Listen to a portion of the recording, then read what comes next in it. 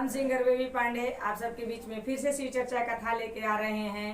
और शिव गुरु के चरणों में प्रणाम, पार्वती माता की चरणों में प्रणाम, सभी देवी देवताओं की चरणों में प्रणाम, हरेंद्र भैया नीलम दीदी की चरणों में प्रणाम, माता पिता के चरणों में प्रणाम, सास ससुर के चरणों में प्रणाम। हमारा प्रणाम स्वीकार करो, हे देव स्वीकार करो। आपने 3 सूत्र दिया, हमने तीनों को पालन किया। हे देव मेरा प्रणाम का स्वीकार करो, स्वीकार करो। हम सिंगर बेबी पांडे आप सबके बीच में फिर से कुछ शिव गुरु के बारे में कथा लेके आए हैं। आप सब हमारा कथा सुनिए और शिव गुरु से जुड़ जाइए। बाकी पहले वीडियो में काफ़ी चीज़ हमने बताया है, 3 सूत्रों के बारे में, शिव चर्चा के बारे में, शिव गुरु के बारे में। आज मैं शिव गुरु और पार्वती के बारे में कुछ कहानी बताएंगे। आप सब पूरा वीडियो सुनिए और समझिए। एक समय का टाइम था कि शिव गुरु और पार्वती दोनों कैलाश पे बैठे थे और बैठे बैठे तीनों लोग का देख रहे थे। और देख के विचार करते करते पार्वती ने कहने लग गई कि हे देव, आपने क्यों ऐसे करते हो? क्योंकि सारे तो दुनिया आपका भक्त है, ये धरती तो आपका है, फिर आप 2 व्यवहार क्यों करते हो? आप किसी को धन दौलत हर एक चीज भर देते हो, किसी को ऐसे बना देते हो कि रोटी भी नसीब नहीं होता है। ऐसे कहकर और पार्वती शंकर जी से कहने लगे कि उनको भी आप उद्धार कर दो, हे देव उनको उद्धार कर दो।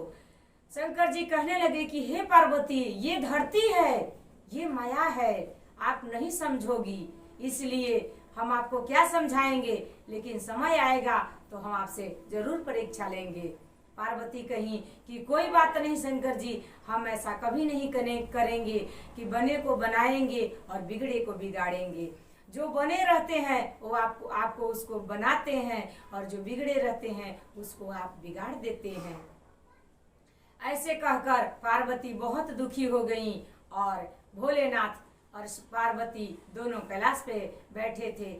एक दिन का समय था कि पार्वती और भोलेनाथ दोनों देश का भ्रमण करने निकले, तीनों लोक का भ्रमण करने निकले। और पार्वती शंकर जी चलते चलते थोड़े दूर थक गए तो शंकर जी कहने लग गए कि हे पार्वती, मुझे बहुत कस के भूख लगा है और कुछ खाना बना दो।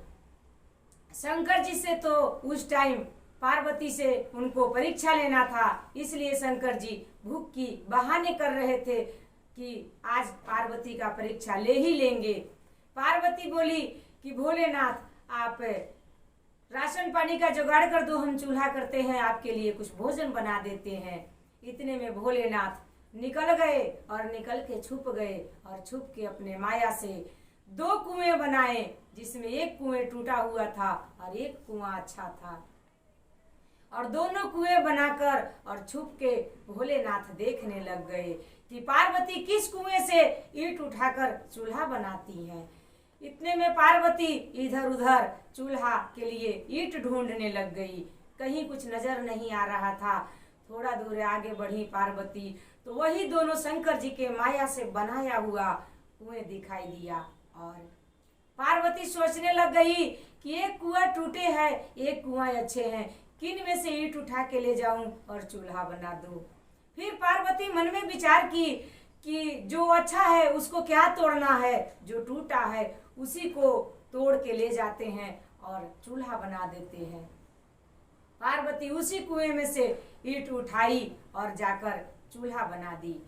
इतने में भोलेनाथ भी वहां आ गए और आकर पार्वती से कहने लगे कि हे पार्वती, ये चूल्हा आप कहाँ से बनाई? तो पार्वती कहने लग गई कि भोलेनाथ, मैंने इधर उधर बहुत देखा, लेकिन चूल्हे बनाने के लिए ईंट कहीं नहीं दिखाई दिया। तो उधर 2 कुएं थे, उन कुएं में से एक कुएं में से मैंने ईंट उठा के और लाकर चूल्हा बनाया। तो भोलेनाथ फिर हंसते हुए पूछने लग गए कि वो 2 कुएं एक टूटे एक अच्छे थे? बोले पार्वती, हाँ, एक टूटे थे एक अच्छे थे। तो भोलेनाथ बोले कि आप किस कुएं में से ईंट उठा के ले आई? तो पार्वती कहने लग गई कि हमने तो सोचा कि क्या अच्छे को तोड़ना है, मैंने टूटे कुएं से ईंट उठाया और लाके चूल्हा बना दिया। तो फिर भोलेनाथ कहने लगे कि पार्वती आप ऐसा गलती क्यों कर दी, आप क्यों टूटे को और तोड़ दी। आप तो कहती हैं कि हम बिगड़े के नहीं बिगाड़ेंगे और बनाए के नहीं बनाएंगे, हम तो सबको एक जैसे करेंगे। ऐसे सुन के पार्वती हाथ जोड़ ली और शंकर जी से कहने लग गई कि हे भोलेनाथ, आप भोले भंडारी अंतर्यामी, आपका लीला कौन जान सकता है, इसलिए हम आपसे क्षमा मांगते हैं। आप ये मत सोचिए कि अगर हमारा साथ कोई बुरा हो रहा है, कोई गलत हो रहा है, तो ये हमारा भोलेनाथ का गलती है। नहीं, ये हमारे कर्मों का फल है। हम अच्छा कर्म करेंगे फल भी अच्छा मिलेगा, अगर दुष्कर्म करेंगे तो फल भी बुरा मिलेगा। ऐसे भी कहे गए हैं कि बोए पेड़ बबूल के तो आम कहाँ से खाए, अगर पेड़ बबूल का बोएंगे तो आम कहाँ से आएगा। इसलिए कभी भी कर्म करते हुए एक बार सोचो कि अच्छा कर्म करने से ही अच्छा फल मिलता है, और भगवान कर्म के अनुसार ही फल देते हैं। वो अपने तरफ से कुछ भी नहीं करते हैं, क्योंकि भगवान हमारे माता पिता होते हैं, और माता पिता अपने बच्चे को कैसे दर्द दे सकते हैं। जब हम कोई गलती करते हैं तभी भगवान हमें सजा देते हैं। अगर कोई हमारे दुख आया, कष्ट आया, तो हम अपने आप कसूर को ढूंढेंगे कि हमने आखिरकार ऐसा क्या किया कि जिसके लिए हम ये दंड मिल रहा है। इस दंड को हम कैसे अब मिटाएंगे, हम इस चीज को कैसे देखें कि हमसे क्या गलती हुआ, उसको आप निकालो, और निकाल कर आप उस गलती को सुधारो, और सुधार कर गुरु के चरण में आओ और प्रभु पे भरोसा करो। भगवान के चरण में आने वाला कभी खाली नहीं लौट के जाता है। और सभी गुरु भाई बहना से चलते चलते नमस्कार प्रणाम, और जरूर कहेंगे कि जो गुरु भाई जो गुरु बहना हमारी कथा सुनते होंगे और अभी तक शिष्य नहीं बने होंगे, वो जरूर शिव गुरु के शिष्य बन जाएं।